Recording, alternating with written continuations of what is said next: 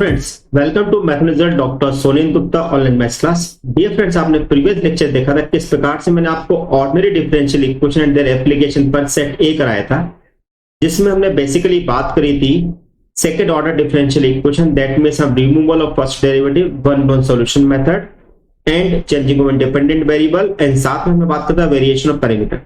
आपने उस लेक्चर को काफी अच्छी तरह देखा और आपने उसके आंसर भी दिए थे, जो मैंने कुछ ऑब्जेक्टिव आपके लिए छोड़े हुए थे। तो आज हम बात करेंगे this is ordinary differential equation their application set B, जिसमें हम स्पेशली बात करने वाले हैं पावर सीरीज मेथड के बारे में, फ्रोबेनियस सीरीज मेथड के बारे में, बेसेल फंक्शन के बारे में और लीजेंडर पॉलिनोमियल फंक्शन के बारे में।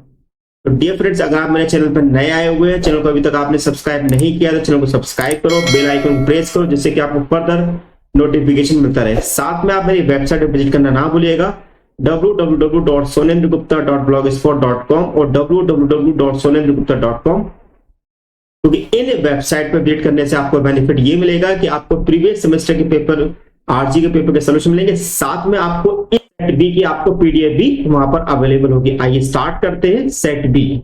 सेट बी स्टार्ट करने से पहले मैं आपको बताना चाहूंगा कि what is the exam pattern of the multiple choice question of RGPV. इसमें आप थोड़ा ध्यान से समझ लीजिए कि ये पैटर्न हमारे पास क्या होगा, जिससे कि आपको क्वेश्चन सॉल्व करने में काफी आसानी होगी।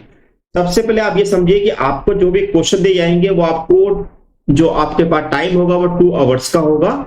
साथ में आपको जनरल एमसीक्यू क्वेश्चन दिए जाएंगे, 50 क्वेश्चन दिए जाएंगे, जिसमें हर क्वेश्चन का जो मार्किंग होगी 1 मार्क्स होगी, यानी कि आपको 50 मार्क्स मिलेंगे। साथ में कुछ आपके लेंथी एमसीक्यू प्रॉब्लम भी होगी, जो कि हमारे पास 10 क्वेश्चन होंगे, यानी कुल मिला के हमारे पास हो गया 20, यानी कि ओवरऑल जो आपको मार्क्स मिलेंगे वो आपको 70 मिलेंगे। इसका मतलब ये निकलता है कि आपको हर यूनिट से आपसे 12 क्वेश्चन पूछे जाएंगे, जिसमें 10 क्वेश्चन जो होंगे वो 1 मार्क्स के होंगे, जिसके टोटल आपको 10 मार्क्स मिलेंगे, और साथ में 2 क्वेश्चन जो होंगे वो 2 मार्क्स के होंगे, यानी कि वो 4 मार्क्स होंगे। यानी इसका मतलब ये हुआ कि यूनिट नंबर 1 जो है वो 14 मार्क्स की है।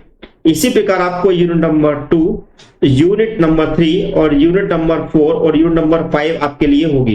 यानी कुल मिलाके कहने का मतलब यहां पर यह है कि आपको हर यूनिट से क्वेश्चन पूछे जाएंगे। तो यहां पर यह जानना बहुत जरूरी है कि आपको हर टॉपिक के बारे में आपको गहराई से आपको पता होना जरूरी है।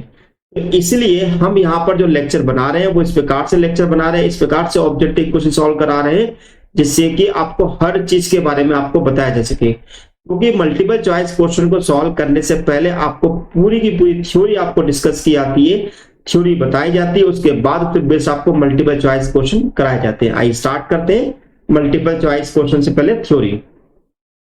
सबसे पहले समझ लेते हैं कि what is the meaning of the ordinary point और सिंगुलर पॉइंट। हो सकता है कि आपसे एग्जाम में पूछा जाए कि ऑर्डिनरी पॉइंट और सिंगुलर पॉइंट कैसे कहते हो। ध्यान दीजिएगा, आपके पास एक डिफरेंशियल इक्वेशन दी होगी, जिससे P naught of x d two y by d x square, P1 of x dy by dx plus P2 of x y equal to 0, जहां पर P not of x, P1 of x and P2 of x जो होंगे एक polynomial function होंगे independent variable के। अब आपको करना है क्या है कि यहां पर आपको पॉइंट x इक्वल टू 0 के बारे में यहां पर डिस्कस करना है।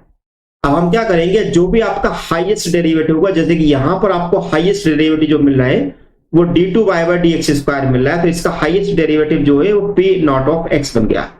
अब आप क्या करेंगे, P नॉट ऑफ x में x इक्वल टू 0 पुट करेंगे, तो आपके सामने 2 ऑप्शन दिखाई देंगे, या तो P नॉट ऑफ 0 की वैल्यू नॉट इक्वल टू 0 आएगी, या P नॉट ऑफ 0 की वैल्यू आपके पास इक्वल टू 0 आएगी।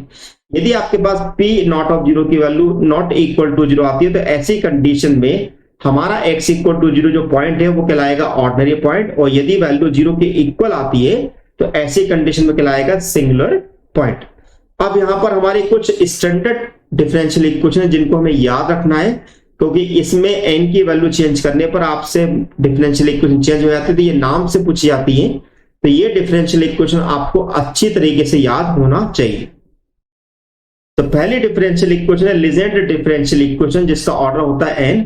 ऑर्डर n का मतलब इस n से, अगर मान लो हमसे बोला जाता है कि Legender differential equation first order की क्या होगी, तो हम क्या करेंगे, यहां पर n की जगह 1 रख देंगे, यानी कि हमारे पास जो लीजेंडर डिफरेंशियल इक्वेशन जो फर्स्ट ऑर्डर की होगी वो कहलाएगी 1 minus x square d two y by d square minus 2x d y by d x plus 1 plus 1, यानी कि 1 प्लस 2 यानी कि 2 हो जाएगा, यानी कि हमारे पास कोई 2y इक्वल टू 0। इसी प्रकार बेसेल्स की इक्वेशन हमें ध्यान रखनी है, Bessel's differential equation of nth order, जो कि हमारी है x square d two y by d square plus x d y by d x plus x square minus n square y equal to 0। ठीक है, अब नेक्स्ट हमारे पास एक शेबेस्ट equation हमारे पास है, जो कि हमारी nth ऑर्डर की कहलाती है, जिसे 1 minus x square d two y by d square minus x d y by d x plus n square y equal to 0। अब देखिए, जब भी अगर हम सीरीज सॉल्यूशन को अगर हम सॉल्व करना चाहते हैं तो सीरीज सॉल्यूशन जो होती है वो दो प्रकार की होती है, एक होती है पावर सीरीज मेथड और दूसरी होती है Frobenius method. Power series method हम कब अप्लाई करते हैं, यदि हमारे पास x equal to 0 ordinary point हो, और फ्रोबियस मेथड हम तब अप्लाई करते हैं जब हमारे पास x इक्वल टू 0 जो रेगुलर सिंगुलर पॉइंट की कैटेगरी में आता है। ऑलरेडी मैं आपको दोनों पॉइंट आपको बता चुका हूं। तो power series solution when x equal to 0 is an ordinary point of the second order differential equation. तो लॉजिक क्या है इसका, हम यहां पर एक second order differential equation assume करके चलते हैं। यहां पर हम डिसाइड करते हैं कि x इक्वल टू 0 पे आपको p नॉट ऑफ 0 की वैल्यू नॉट इक्वल टू 0 है। तो ऐसी कंडीशन में x इक्वल टू 0 जो है आपका ऑर्डिनरी पॉइंट कहलाता है। जब भी अगर आपका पावर सीरीज का कोई क्वेश्चन अगर हमारे सामने आएगा तो उसका सोल्यूशन जो है हम ये एज्यूम करके चलेंगे, यानी कि y equal to summation k equal to 0 से इंफिनिटी a के x to the power k। हमारा टारगेट जो होता है कि हम यहाँ पर a1 a2 और a3 की वैल्यू को निकालें। तो अगर हमें इस क्वेश्चन को सॉल्व करना है तो हम यहाँ पर dy बाई dx और d2 बाई डी स्क्वायर की वैल्यू निकालेंगे और इक्वेशन नंबर 1 में रखेंगे, और इक्वेशन नंबर 1 को हम सिंप्लीफाई करेंगे x टू दी पावर 0 के लिए, x टू दी पावर 1 के लिए, x टू दी पावर 2 के लिए और x टू दी पावर 3 के लिए। जो भी हमारे पास के कोरस्पॉन्डिंग हमें कांस्टेंट की वैल्यू मिलेगी a1 a2 a3, वो वैल्यू उठा के हम इक्वेशन नंबर 2 में रख देंगे।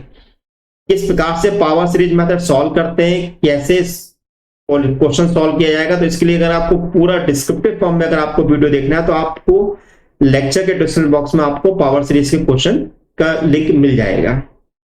सेकंड, इसके बाद है हमारा series solution bye Frobenius method. अगर हमें फ्रोबिनियस मेथड से अगर हमें किसी क्वेश्चन को सॉल्व करना है, ओब्वियसली यहां पर x इक्वल टू 0 जो होगा वो रेगुलर सिंगुलर पॉइंट होगा। इसका मतलब ये हुआ कि इस कंडीशन में हमारे पास p नॉट ऑफ 0 की जो वैल्यू होगी वो 0 के इक्वल होगी। तो यही इसकी पहचान है। यदि हमारे पास क्वेश्चन अगर हमारे पास फ्रोबिनियस मेथड का है तो ऐसी कंडीशन में हमारा जो सोल्यूशन होगा y equal to x to the power m a naught plus a1x plus a2x square a3x की होगा, या जिसको हम चाहें तो summation y equal to summation k equal to 0 से इंफिनिटी a के x to the power m plus k लिख सकते हैं। सिमिलरली हम क्या करेंगे, यहाँ पर dy बाई dx और d2 बाई डी स्क्वायर की वैल्यू उठा के इक्वेशन नंबर 1 में रखेंगे और टर्म को सिंप्लीफाई करेंगे। जब टर्म को हम सिंप्लीफाई करेंगे तो यहाँ जब वो जो टर्म हमारे पास आएगी उसमें खास बात ये होगी कि वहां पर आपको x की तो दो डिस्टिंक्ट पावर मिलेगी, एक पावर आपकी लेस होगी और एक पावर उससे बड़ी होगी। जो लेस पावर होती है, अगर उस पावर में अगर हम यहाँ पर arrange the term in two distinct power of x से equation number 4 equating the coefficient lowest power of x, हम जो भी हमारे पास लोएस्ट पावर ऑफ x होगी उसमें यदि हम k का मान 0 रखेंगे तो वहां पर हमारे पास m की दो डिस्टिंक्ट वैल्यू मिलेगी, और वो जो m की दो डिस्टिंक्ट वैल्यू मिलेगी वो हमारी कहलाएगी इंडिशियल इक्वेशन या ऑक्सिलरी इक्वेशन। उस ऑक्सिलरी इक्वेशन की हेल्प से हम यहाँ पर m की वैल्यू निकालेंगे, वो आपकी नेगेटिव पॉजिटिव फ्रैक्शनल वैल्यू कुछ भी हो सकती है। अब हम क्या करेंगे, उससे बड़ी पावर को वहां पर लिखते, मान लो अगर हमारे पास x की पावर हमारे पास m है तो m से बड़ी क्या होगी m plus 1, x to the power m plus 1 को वहां पर इक्वेट करेंगे, a1 या a2 का मान निकालेंगे इन टर्म्स ऑफ a0 a1, फिर x to the power m plus 2 को इक्वेट करेंगे। तो ऐसे करके हम यहाँ पर a1 a2 a3 की वैल्यू निकालते आएंगे, जो भी हमारे पास a1 a2 a3 आया उसे इक्वेशन नंबर 2 में सब्स्टिट्यूट करेंगे, और वहां पर जो भी हमें m की वैल्यू मिली हुई है, जो भी टू डिस्टिंक्ट वैल्यू मिली हुई है, उन दोनों डिस्टिंक्ट वैल्यू को हम वहां पर रख देंगे, वही हमारा रिक्वायर्ड सॉल्यूशन कहलाएगा। अब यहां पर हमारे तीन केस अराइज होते हैं, when the roots are distinct and do not differ by an integer. इसका मतलब क्या हुआ कि आपके रूट डिस्टिंक्ट है लेकिन उनका जो डिफरेंस जो है वो इंटीजर नहीं है। जैसे कि आप देख रहे हैं कि मैंने एग्जांपल लिखा है कि m1 इक्वल टू 1/2 मिला और m2 इक्वल टू 1 मिला है, रूट डिस्टिंक्ट है, इनका डिफरेंस निकालेंगे यानी कि m1 माइनस m2 करेंगे तो डेफिनेटली 1/2 माइनस 1 करेंगे तो आपको माइनस 1/2 मिलेगा, जो कि एक इंटीजर नहीं है। तो ऐसी कंडीशन में फॉर्मूला अप्लाई करना है, y equal to c1 y m equal to m1 c2 y m equal to m2। Second case है कि व्हेन द रूट्स m1 और m2 आर इक्वल, अब चाहे वो इंटीजर हो चाहे वो रेशनल वैल्यू डजंट मैटर, तो ऐसी कंडीशन में हमारा सॉल्यूशन जो माना जाएगा वो y equal to C1 by m equal to M1 और plus C2 del y upon del m equal to M1 पे निकाला जाएगा।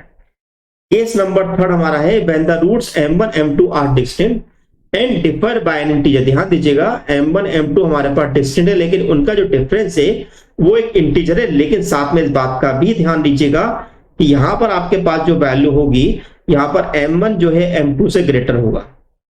ऐसा अगर होता है, जैसे एग्जांपल में लिखा है कि M1 की वैल्यू 3/2 है और M2 की वैल्यू मेरे पास 5/2 है, M1 की वैल्यू 4 है, M2 की वैल्यू 2 है, M1 की वैल्यू 2 है या M1 की वैल्यू -2 है, तो ऐसी कंडीशन में हम क्या करेंगे, वहां पर हम क्या करेंगे, जो भी हमारे पास A नॉट होगा उसको रिप्लेस करेंगे B M-2 से और क्वेश्चन को सिंप्लीफाई करेंगे।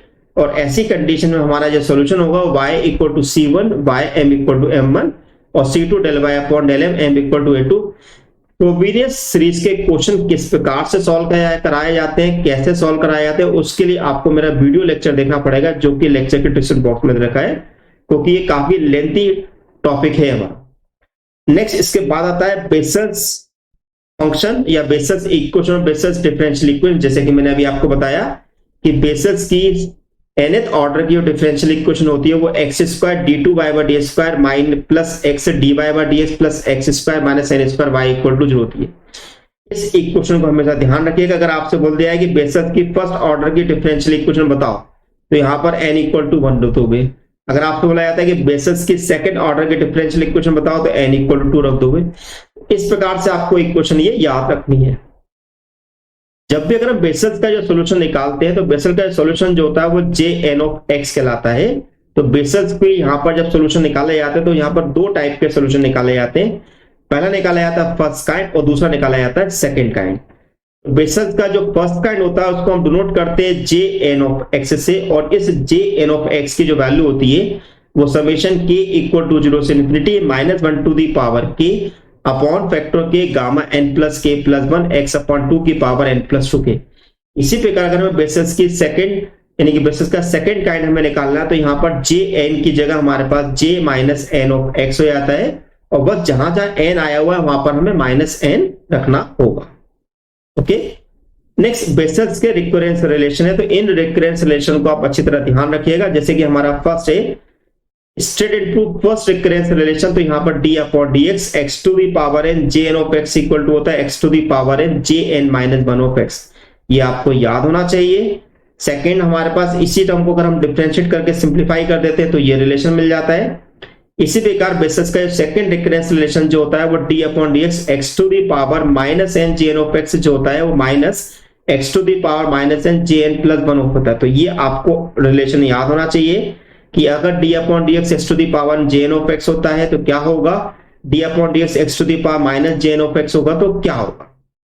नेक्स्ट हमारा है इसी प्रकार अगर हम इसका फोर्थ रिलेशन निकालना चाहें तो थर्ड की हेल्प से निकाल सकते हैं। फिफ्थ रिलेशन जो है वो आपका फोर्थ और सेकंड की हेल्प से निकाला जाता है। इसमें रिलेशन नंबर 6 को आप अच्छी तरह याद करिएगा, क्योंकि इसकी बहुत जरूरत होगी।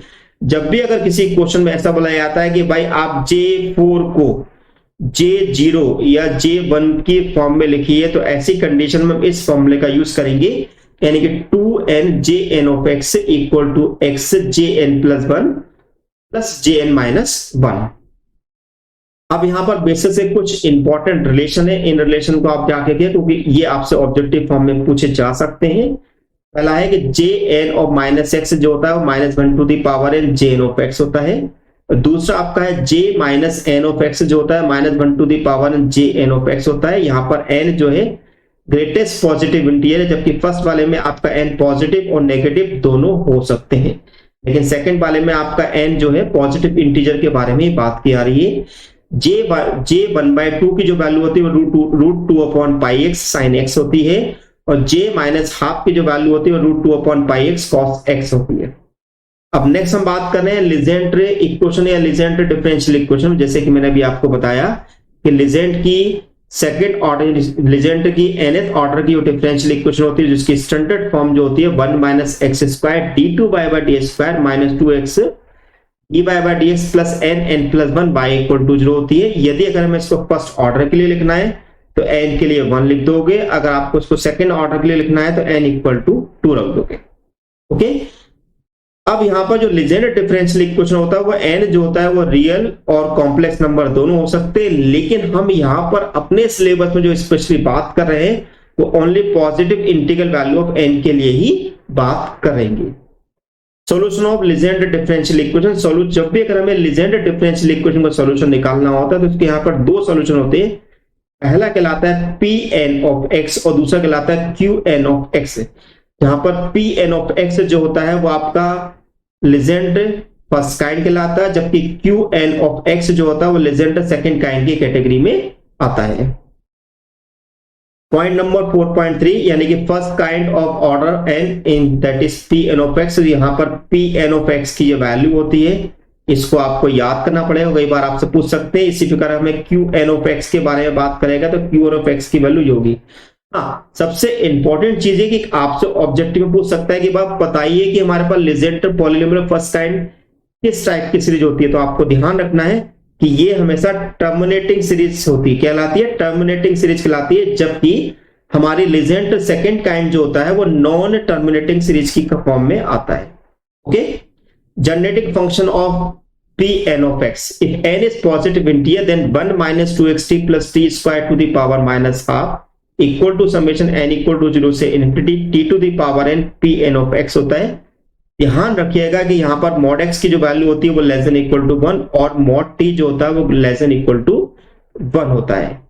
नेक्स्ट है रोड्रिग्स फॉर्मूला। तो रोड्रिग्स फॉर्मूला बहुत इंपॉर्टेंट है क्योंकि इस रोड्रिग्स फॉर्मूले से आपको वहां पर P0 of x, P1 of x, P2 of x और P3 ऑफ x की वैल्यू निकालना सिखाया जाता है, और हो सकता है कि आपसे ऑब्जेक्टिव में वो वैल्यू भी आपसे पूछी जा सके।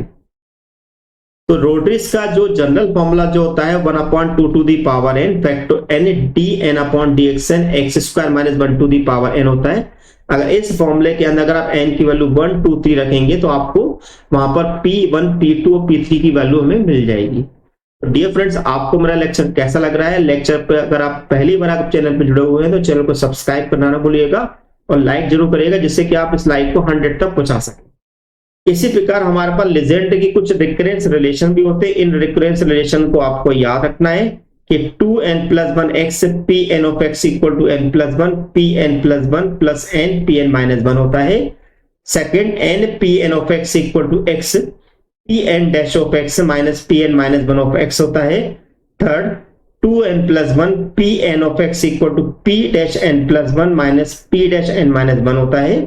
और fourth n+1 Pn of x equal to P dash n+1 of x minus x Pn dash of n होता है। And the last 1 minus x square Pn dash of x equal to n Pn-1 minus nx Pn x होता है। आपसे हो सकता है question में आपसे ऑर्थोगोनल प्रॉपर्टी पूछ लिया, तो ऑर्थोगोनल प्रॉपर्टी के लिए खास तौर से ध्यान रखिएगा। यदि हमारे पास इंटीग्रल -1 से +1 दिया हुआ और आपसे Pm ऑफ x और Pn ऑफ x अगर आपके सामने है, यदि हमारे पास m अगर n के बराबर नहीं है तो आपका आंसर हमेशा 0 आएगा, चाहे वो कोई भी इंटीग्रल। जैसे मान लो अगर मैं कहीं पर इंटीग्रल लिख देता हूँ -1 से +1, this is P3 of x into P2 of x, तो यहाँ पर आप ऐसा मत करिएगा कि यहाँ पर P3 और P2 की वैल्यू पुट कर रहे हो फिर इसको इंटीग्रेट करने बैठ रहे हैं। नहीं, ऐसा कुछ नहीं करना। आपको बस देखना है कि ये 3 या 2 के बराबर है कि नहीं। अगर 3 के 2 के बराबर नहीं है तो डायरेक्ट आंसर आपका 0 आएगा। इसी प्रकार अगर हमारे पास m और n की वैल्यू अगर दोनों इक्वल आ जाती है तो आपका आंसर आएगा 2/2n+1। अब कुछ इंपॉर्टेंट रिजल्ट है लीजेंड के कि आपको ध्यान रखना है कि Pn ऑफ 1 की वैल्यू होती है 1, Pn ऑफ -x की वैल्यू होती है -1 to the power Pn of x, और Pn ऑफ -1 की वैल्यू होती है -1 टू दी पावर n। ध्यान रखना, बहुत इंपॉर्टेंट रिजल्ट है। इसके अलावा P0 ऑफ x की वैल्यू होती है 1, P1 ऑफ x की वैल्यू होती है x, P2 ऑफ x की वैल्यू होती है 1/2 3x स्क्वायर -1, और P3 ऑफ x की वैल्यू होती है 1/2 5x³ - 3x, और P4 ऑफ x की वैल्यू होती है 1/8 35x to the power 4 - 30x square plus 3। ये हमारे पास कुछ रिजल्ट थे। अब हम स्टार्ट करते हैं। तो यहाँ पर हमने ऑब्जेक्टिव क्वेश्चन को भी 2 पार्ट में डिवाइड कर रखा है। एक सेक्शन ए में जो कि हमारे पास हर क्वेश्चन जो है 1 मार्क्स का पूछा जाएगा, उसी प्रकार सेक्शन बी में हम वो क्वेश्चन सॉल्व करेंगे जो थोड़े लेंथी टाइप के होते हैं हमारे। ओके, तो पहला क्वेश्चन हमारा है in the power series method point x equal to 0 is called. अगर पावर सीरीज की अगर हम बात करेंगे तो पावर सीरीज में जो पॉइंट x इक्वल टू 0 जो होता है वो आपका कहलाता है ordinary point. Question number second, J n of x is called. जैसे कि मैंने आपको बताया था कि बेसिस में दो टाइप के फंक्शन होते हैं, एक जे एन ऑफ एक्स होता है और एक जे माइनस एन ऑफ एक्स होता है। यदि जेन एक्स के बारे में बात करेंगे तो वो हमारा basis function of first kind कहलाएगा। यदि हम जे माइनस एन ऑफ एक्स के बारे में बात करेंगे तो basis function of second kind कहलाएगा। तो यहां पर हमारा जो बेस्ट सॉल्यूशन जो होगा वो ए कहलाएगा, यानी कि Bessel function of first kind. Third है the value of the P N of 1। जैसे कि अभी मैंने आपको बताया कि पी एन ऑफ 1 की जो वैल्यू होती है वो 1 के इक्वल आती है। नेक्स्ट है the Legender equation of nth order is. अभी मैंने आपको बताया कि यदि हमारे पास लीजेंडर की nth ऑर्डर की इक्वेशन जो होगी तो जो कि हमारे पास होती है 1 minus x square d two y by d square minus 2x d y by d x plus n plus 1 by equal to 0। तो यहां पर हमारा जो बेस्ट सॉल्यूशन होगा वो हमारा सी कहलाएगा। Question number 5, in the differential equation 1 plus x square d two y by d square plus x d y by d x minus y equal to 0 then point x equal to 0 is called. अब देखिए हमने आपको बताया कि जब भी अगर हम सीरीज सॉल्यूशन की अगर हम बात करेंगे तो वहां पर हम देखेंगे कि जो भी हाईएस्ट ऑर्डर हमारे पास होगा उसका कोएफिशिएंट क्या है। तो अभी आपका हाईएस्ट ऑर्डर क्या है 1 प्लस एक्स स्क्वायर। तो ऑब्वियसली आपके पास p0 ऑफ x की जो वैल्यू है वो 1 प्लस एक्स स्क्वायर आपके सामने आ रही है।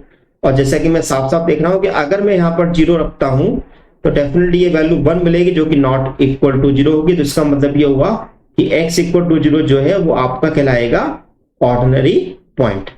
Okay right. अब नेक्स्ट हमारा क्वेश्चन नंबर 6 है, in the differential equation x square d two y by d square plus x d y by d x plus x square minus 1 y equal to 0 then point x equal to 0 is called. तो यहां पर हमारे पास जो coefficient है वो x square है। अगर मैं जो 0 पुट करूंगा तो 0 मिलेगा। इसका मतलब ये होगा कि ये हमारा कहलाएगा this is a regular singular point. क्या कहलाएगा हमारा ये regular singular point. Question number 7, in the differential equation d2y by d square plus x minus 3 dy by dx plus y equal to 0 then point x equal to 0 is called। देखिए अब क्या हुआ कि इस डिफरेंशियल इक्वेशन में हमारे पास d2y by d square highest order है, लेकिन इसका कोएफिशिएंट जो है 1 हमारे सामने आ रहा है। और 1 ऑब्वियसली अगर हम 0 रखना भी चाहेंगे तो 0 के बराबर नहीं होगा। तो ऐसी कंडीशन में ये हमारा कहलाएगा ordinary point. Next question number 8 है the value of the d upon dx x to the power n j n of x in the basis recurrence relation is. अभी मैंने आपको बताया कि बेसिस का जो रिकरेंस रिलेशन जो है वो हमें याद होना चाहिए। एक तो हमने बताया था d upon dx x to the power n j n of x जिसकी वैल्यू होती थी x to the power n j n minus 1 of x के बराबर। तो इसका मतलब ये होगा कि इसका जो सही सॉल्यूशन जो होगा वो आपका ऑप्शन बी होगा। Question number 9, if n is positive integer in the basis function then the which statement is correct। इनमें से कौन सा स्टेटमेंट करेक्ट है। देखिए अगर हम केवल पॉजिटिव की ही बात कर रहे हैं, केवल पॉजिटिव इंटीजर की बात कर रहे हैं, तो ऐसी कंडीशन में हमारा जो ऑप्शन होगा वो ए इज करेक्ट कहलाएगा। क्योंकि हमने जब J n of minus x के बारे में बात करा था तो वहां पर नेगेटिव पॉजिटिव दोनों के बारे में बात किया था, लेकिन जब हमने जे माइनस ऑफ एन एक्स के बारे में बात की थी तो वहां पर हमने specially n is positive integer के बारे में आपको बताया था। Question number 10, the value of j 1/2 of x क्या होता है। तो इसका ऑप्शन तो हमारे पास सीधे सीधे a है, यानी कि √2 upon pi x sine x होगा। ओके देन इसके बाद क्वेश्चन नंबर 11 है Legendre polynomial function of first kind p of x is also known as. किस नाम से और जाना जाता है, terminating series, non terminating series, both a b and d। तो I think is a terminating series है correct answer. Question number 12, Legendre polynomial function of second kind q n of x is known as. तो ये हमारा non terminating series की form में आ जाएगा। Question number 13 हमारा है the value of the p1 of x is. तो जैसे कि अभी हमने देखा था कि हमारे पास जो p1 ऑफ x की जो वैल्यू आई थी वो हमारे पास आई थी वैल्यू x। तो अगर मैं इसको अगर डिफरेंशिएट कर देता हूं तो इसका मतलब ये निकलता है कि ये हमें आंसर मिलेगा 1, यानी कि इसका आंसर होगा this is a B. The formula of the generating function of Legendre polynomial of p n of x is. तो अभी मैंने आपको बताया कि जब भी अगर हम लीजेंडर पॉलिनोमियल के जनरेटिंग फंक्शन के बारे में बात करेंगे तो हमारा फॉर्मूला होता था वहां पे 1 minus 2xt plus t square whole to the power minus half equal to summation n equal to 0 से infinity t to the power n P N of x. तो यहां पर हमारा कौन सा ऑप्शन सही आ रहा है? 1 minus 2xt plus t square, यानी कि option is A is correct. Okay, question number 15, the Rodrigues formula for P N of x. तो रोटरीज फॉर्मूला हमने आपको क्या याद करवाया था? 1/2 to the power n factorial n plus n factor n D to the power n upon dxn n in bracket X square minus 1 to the power n, X square minus 1 to the power n। इसका मतलब ये हुआ कि option C is correct. Question number 16, the value of the -1 to +1 P n square of x dx। तो अभी मैंने आपको बताया कि जब हम बात करेंगे अगर हमें किसी भी लीजेंडर पॉलिनोमियल को अगर हमें सॉल्व करना है फ्रॉम द इंटीग्रल -1 टू +1, क्या करना? -1 टू +1 सॉल्व करना है। तो अभी हमने बताया कि पी एम ऑफ एक्स और पी एन ऑफ एक्स की जो वैल्यू होती है, यदि हमारे पास m और n अगर इक्वल आते हैं तो हमारे पास 2/2n+1 हमारा आंसर आता था। तो इसका मतलब ये हुआ कि हमारे पास जो आंसर होगा दिस इज 2/2n+1, यानी कि option C. Question number 17, the value of the integral -1 to +1 P m of x P N of x dx is, क्या होगा हमारे पास? तो भाई अभी हमको यहाँ पर एक कुछ भी नहीं बोला गया है कि आपके पास m और n के बारे में क्या नेचर है, लेकिन यहाँ पर m और n दोनों इक्वल भी हो सकते हैं और नहीं भी इक्वल हो सकते हैं। तो लेकिन हम यहाँ पर ये ऑप्शन इस तरीके से लगाएंगे कि दोनों वैल्यू जो है वो नॉट इक्वल टू, एक दूसरे के इक्वल नहीं है, क्योंकि दोनों m और n हमारे पास अलग अलग है। तो इसका मतलब है कि हमारा ऑप्शन जो होगा B is correct. Question number 18, the value of integral -1 to +1 P N of x हमारे पास जो होता है वो हमारे for n greater than equal to 1 के लिए जो होगा वो हमारा आंसर होगा this is a B. Next question number 19 है, the value of -1 to +1 p0 of x dx is called. भाई p0 ऑफ x की जो वैल्यू अगर हमको याद है तो यहां पर हम इसको सॉल्व कर सकते हैं। तो यहां पर p0 ऑफ x की वैल्यू मेरे पास क्या होती थी? जहां तक मुझे याद है p0 ऑफ x की वैल्यू होती थी 1 को अगर मैं इंटीग्रेट करता हूं 1 तो x मिलेगा, तो यानी कि 1 और -1। तो इसका मतलब ये हुआ कि इसका आंसर जो होगा वो option C is correct answer. तो 19 का जो ऑप्शन जो है वो सी है। Question number 20, the value of the integral -1 to +1 p3 and p2 of x dx is obviously answer is 0। अब देखिए अभी हमने जो आपको 20 क्वेश्चन जो कराए हैं ये हमारे पास वो ऑब्जेक्टिव क्वेश्चन थे कि जिससे हमारे पास फॉर्मूले हमें याद हो तुरंत हम उसके रिजल्ट मिल जाते थे। लेकिन अब यहाँ पर हम वो क्वेश्चन सॉल्व करने जा रहे हैं जिसमें हमें थोड़ी सी मशक्कत करनी पड़ेगी, क्वेश्चन को सॉल्व करना पड़ेगा और सिंप्लीफाई करके देखना पड़ेगा कि सूटेबल आंसर क्या हो सकता है। तो अब देखिए क्वेश्चन नंबर 21 है, find the value of a2 by power series method to solve the differential equation 1 + x² d2y by d² plus x dy by dx minus y equal to 0। तो अब आपको अब ये तो आपको समझ में आ ही गया है कि यहाँ पर 1 + x² के अंदर हमारा x = 0 जो है वो ऑर्डिनरी पॉइंट को रिप्रेजेंट करता है, यानी कि हमें इस क्वेश्चन को पावर सीरीज मेथड से सिंप्लीफाई करना है। और यदि मुझे पावर सीरीज मेथड से अगर मुझे इसको सिंप्लीफाई करना है, इसका मतलब ये this is the question number 21। तो पहले मैं यहां पर इस इक्वेशन को लिख लेता हूं, this is 1 + x² y then +x y' minus y equal to 0। अब चूंकि हमारी ये क्वेश्चन जो है हमारा पावर सीरीज से हमें सिंप्लीफाई करना है, तो हमें पता है कि पावर सीरीज से अगर हमें कोई भी क्वेश्चन अगर हमें सिंप्लीफाई करना है तो ऐसी कंडीशन में हमको यहां पर रखना पड़ेगा this is a summation k = 0 से इंफिनिटी, क्योंकि वहां पर हम y की जो वैल्यू लेते थे वो समेशन k = 0 से infinity x to the power k एक ही होता था। यहाँ पे इसका मतलब ये हुआ this is k -1, this is ak x to the power k -2 हो जाएगा plus x and this is summation k = 0 से infinity, this is k into x to the power k -1 and this is your ak। और last term जो होगी वो मेरे पास होगी this is the summation k = 0 से infinity and this is your ak x to the power k = 0। अब हम क्या करेंगे कि यहां पर इस 1 प्लस एक्स स्क्वायर को अंदर मल्टीप्लाई कर देते हैं, अगर 1 को मल्टीप्लाई करते हैं तो आपके पास होगा this is k equal to 0 से infinity, this is k minus 1 and this is your a k x to the power k minus 2, और एक्स स्क्वायर को मल्टीप्लाई करेंगे तो आपको मिलेगा this is summation k equal to 0 से infinity and this is k minus 1 and this is your a k x to the power k। इसी प्रकार इस x को अगर मैं यहां पर मल्टीप्लाई करता हूं तो मुझे मिलेगा this is summation k equal to 0 से infinity and this is your k x to the power k minus 1 and this is your ak, then minus summation k equal to 0 से infinity and this is your ak x to the power k। अब जैसा कि मुझे question में बोला गया है कि मुझे यहाँ पर a2 की वैल्यू निकालना है, तो a2 की वैल्यू निकालने का मतलब ये हुआ कि यहाँ पर मैं x to the power, यहाँ पर k का मान कितना रखूंगी, मुझे 2 मिल जाए, तो इसका मतलब ये है कि यहाँ पर मुझे k का मान जो है 4 रखना पड़ेगा। क्या रखना पड़ेगा? 4 रखना पड़ेगा। तो अगर मैं a2 निकालना चाहता हूं तो a2 निकालने के लिए इसका मतलब ये हुआ कि मुझे 2 रखना पड़ेगा।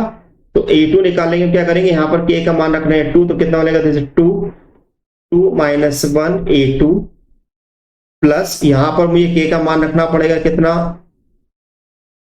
0, तो यहां पर कितना होगा, ये टर्म 0 हो जाएगी। यहां पर भी मुझे रखना पड़ेगा k का मान कितना रखना पड़ेगा, 0, तो ये टर्म भी मेरे 0 आएगी, माइनस यहां पर मुझे k का मान रखना पड़ेगा 0, यानी कि ये मिलेगा मुझे a0 इक्वल टू 0। देखिए ध्यान रखना कि यदि अगर हमें a2 निकालना है, इसका मतलब है कि हमें इस चीज को ध्यान रखना है, तो a2 हमारा तभी निकलेगा जब हम k का मान 2 रखेंगे, और k का मान 2 रखेंगे तो ये वैल्यू 0 हो जाएगी, यहां पर रखूंगा तो ये वैल्यू 0 हो जाएगी, ठीक है, यहां पर रखूंगा तो ये वैल्यू 0 हो जाएगी, और यहां पर रखूंगा तो मुझे a0 मिल जाएगा। इसका मतलब ये हुआ कि इस क्वेश्चन में हमारे पास a2 की जो वैल्यू आ रही है वो a0/2 मिल रही है, तो a0/2 मिल रही है, इसका मतलब ये होगा कि ऑप्शन ए इज करेक्ट। तो देखिए इस क्वेश्चन हमने क्या करा, क्वेश्चन को सॉल्व किया, पूरा सिंप्लीफाई किया, तब जाके आपको आंसर मिला। नेक्स्ट है question number 23, d2 by find the value of a2 by power series method to solve the differential equation d2 by dx square plus x minus 3 dy by dx plus k equal to 0। अगर हमें इसमें फिर से हमें a2 की value निकालना है, इसका मतलब ये हुआ कि हमें इस क्वेश्चन को सिंप्लीफाई करने के लिए हमें फिर से क्वेश्चन को देखना पड़ेगा। दिस इज क्वेश्चन नंबर 22 है ना। आपके डिफरेंशियल इक्वेशन दिए, this is a y double dash plus x minus 3 y dash minus plus y। Again this is a power series method से हमें सिंप्लीफाई करना है, इसका मतलब ये हुआ कि हमें यहां पर वैल्यू पुट करनी पड़ेगी, तो ये आपको मिलेगा this is summation k equal to 0 से infinity and this is your k, this is k minus 1, this is your ak x to the power k minus 2 plus this is x minus 3 summation k equal to 0 से infinity, आपको यहां पर मिलेगा this is the k into ak x to the power k minus 1 and the last term होगी मेरे पास plus summation k equal to 0 से infinity and this is your ak x to the power k equal to 0। अब हम क्या करेंगे, यहाँ पर फर्स्ट टर्म में तो कोई चेंजेस हमारे पास होना नहीं है, तो हमारी ये टर्म हमारी एवरेज रहेगी, यानी कि summation this is k equal to 0 से infinity, this is your k and this is k minus 1 ak x to the power k minus 2।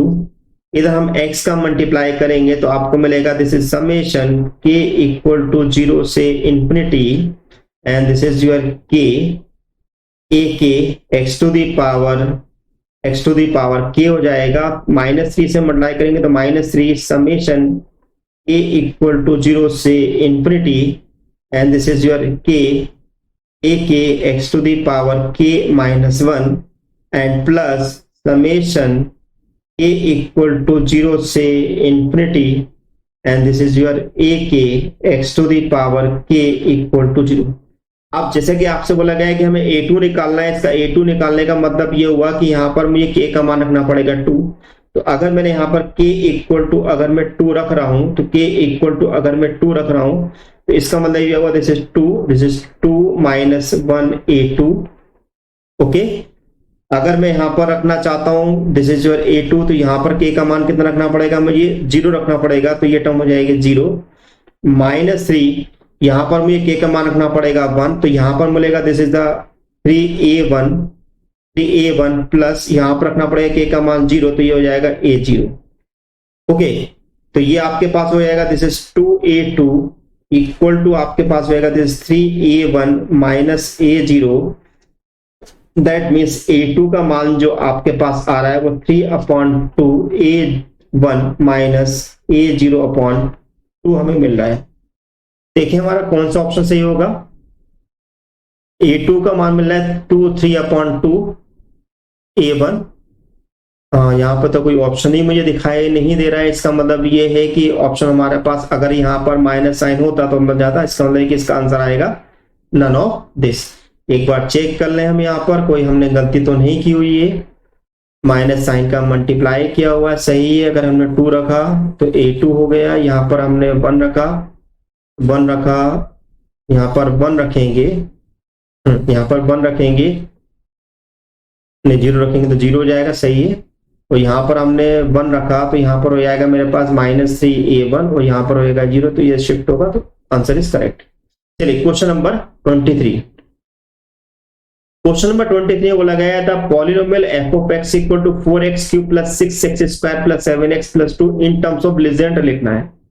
अब देखिए इस क्वेश्चन को अगर मैं लीजेंड्र पॉलिनोमियल के फॉर्म में लिखना है, इसका मतलब ये है कि मुझे यहाँ पर P1, P2, P3 सबकी वैल्यू की मुझे रिक्वायरमेंट पड़ेगी। तो पहले हम इस पॉलिनोमियल को लिख लेते हैं।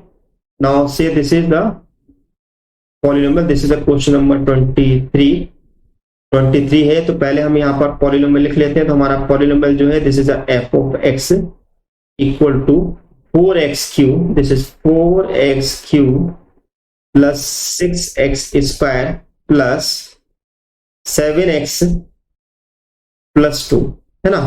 अब हम क्या करते हैं कि इस पॉलिनोमियल को यहां पर लिख लेते हैं। This is a p3 plus b p2 plus c p1 और प्लस d।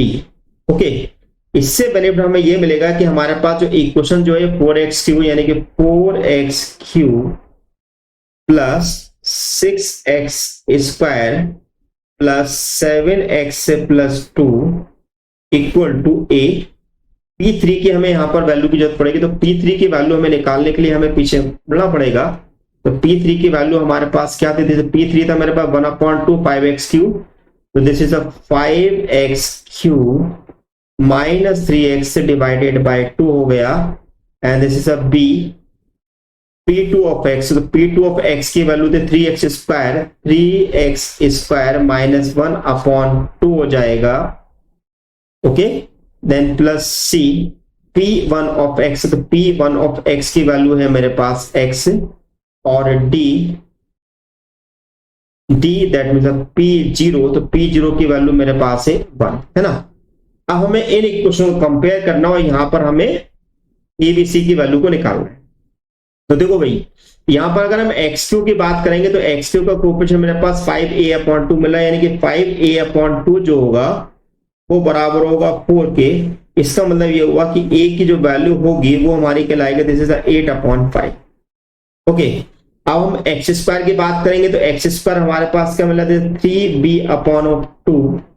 3b/2 जो मिल रहा है वो 6 के बराबर मिल रहा है। इसका मतलब ये हुआ 3 से हमने ये कैंसिल किया तो हमारे पास जो b जो हो गया वो आपको मिल गया 4। अब बात करते हैं हम x के कोएफिशिएंट। तो x का कोएफिशिएंट मुझे मिल रहा है दिस इज माइनस 3a/2 ये दे रहा है और साथ में एक ये दे रहा है यानी कि प्लस c इक्वल टू 7 मिल रहा है।